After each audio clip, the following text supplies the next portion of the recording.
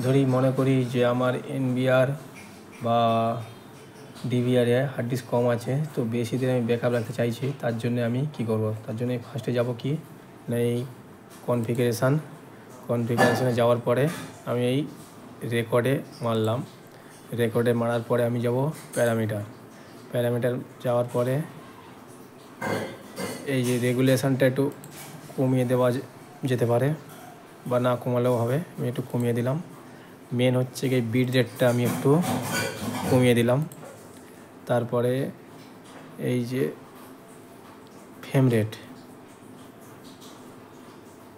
রেটটা একটু 20 বা 18 করে দিলাম, আমি 20 করে দিলাম।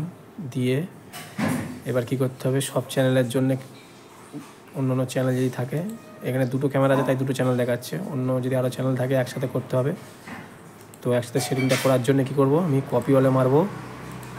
এটা যেহেতু দুটো ক্যামেরা আছে তাই দুটো দেখাচ্ছে, আরও থাকলে আরও সব কিছু করে ওকে লাস্টে অ্যাপ্লাই করে দেবো। এটা হয়ে গেল। তো এরমভাবে আমরা বাড়াতে পারি।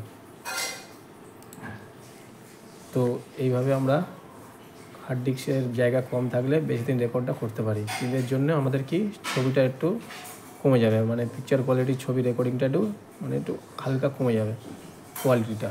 ঠিক আছে, থ্যাংক ইউ ভিডিও।